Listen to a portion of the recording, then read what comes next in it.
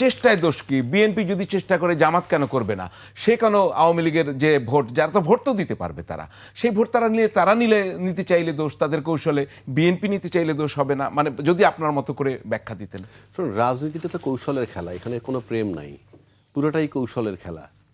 আপনি ওই জামাত ইসলামের যে আমির কি বলবো না, বড় বড় নেতাদেরকে যখন মৃত্যুদণ্ড দিল, হ্যাঁ, তখন কিন্তু জামাত নির্বিকার তাকায় তাকায় দেখছে, কারণ সে জানে যে তারা কিছু ওই মুহূর্তে করতে পারবে না।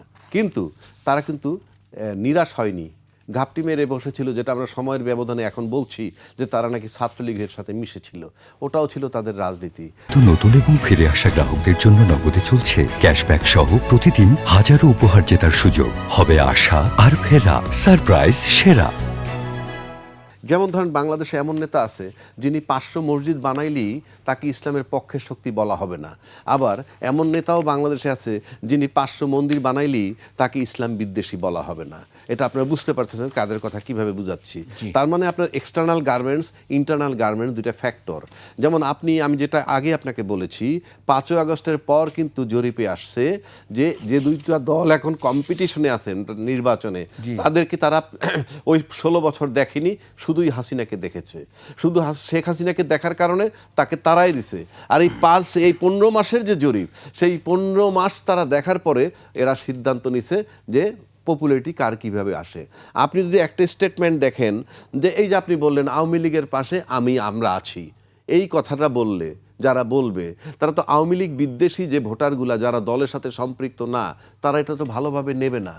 রাষ্ট্রপতিকে অপসারণ করলে পরে সাংবিধানিক সংকট হবে, এটা যখন বলছে, তখন এই কথাটা যারা বলে তারা তো আওয়ামী লীগের দোসরের পক্ষের দোসর হিসাবে যে রাষ্ট্রপতি, তার পক্ষে মতামতটা যায়। সুতরাং আমি বারবার বলছি, 5ই আগস্টের পর থেকে আজকে পর্যন্ত কিন্তু বিবেচনায় নেওয়া হচ্ছে, আপনাকে নির্বাচনে ভোটের দিন পর্যন্ত বিবেচনায় নেবে, পরীক্ষার পূর্বরাত্রি যেরকম, অর্থাৎ আগের রাত্র চিন্তা করবে কালকে সকালে কাকে ভোট দিব। এখন মারাত্মক সতর্কতার জায়গা। জুলাই সনদের আইনি ভিত্তি নিয়ে কি জটিলতা হয়েছে এই দেশবাসী দেখছে।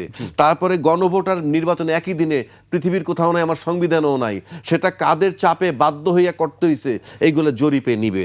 তারপর দেখেন, যেটা বললাম, জুলাই সনদের আইনি ভিত্তি কেন জটিলতা হবে? সবাই বলি আমরা জুলাই আন্দোলনে ছিলাম, তাহলে সনদ নিয়ে আইনি ভিত্তিতে এই সব বিবেচনায় নিলে আপনার এক্সটার্নাল গার্মেন্টস, যেটা বাহ্যিকভাবে দেখতেছি, ভিতরে আমি নোংরা থাকতে পারি। তাহলে তো আগামী নির্বাচন আপনি বলবেন প্লিজ। আমি ওসব একই দিনে আইনি ভিত্তি নাই নাই মানলাম আমি। যাচ্ছি কেন তাইলে? 100% সংবিধানে নাই, সংবিধান বহির্ভূতভাবে যাচ্ছি কেন? একটা জাতি সবাই মিলেমিশে সংবিধান বহির্ভূতভাবে যাচ্ছি, যা সংবিধানে নাই, কোথাও নাই। কিন্তু এটা কিন্তু এই 15 মাসের কর্মকাণ্ডের মধ্যে নতুন যে 30% তারা বিবেচনায়। একটি প্রশ্ন আপনাকে করতেই চাই রাজ্জাকি সাহেব, সেটি হচ্ছে যে তাহলে ভোটের রেজাল্ট আনসার্টেন হয়ে গেল, মানে আমরা এখন স্বচ্ছভাবে বুঝতে পারি না। এই যে 30% আগামী দিনে আরো আপসেট হতে পারে, তো আরো ঘটনা ঘটতে পারে। ভোটের রেজাল্ট আপনার আজকে থেকে, মানে ফ্রম ডে 1, 5ই আগস্টের পর থেকে 2 মাস, 3 মাস, 4 মাস, 6 মাস যদি ধরেন, যেটা যেভাবে ছিল, আস্তে আস্তে কিন্তু অনিশ্চয়তার দিকে, যেমন চক্ষু বন্ধ করে আপনি পাস করে যাবেন, সেই রকম যে জায়গাগুলো ছিল, আমার মনে হয় না খুব ইজি সেই জায়গাগুলো আছে।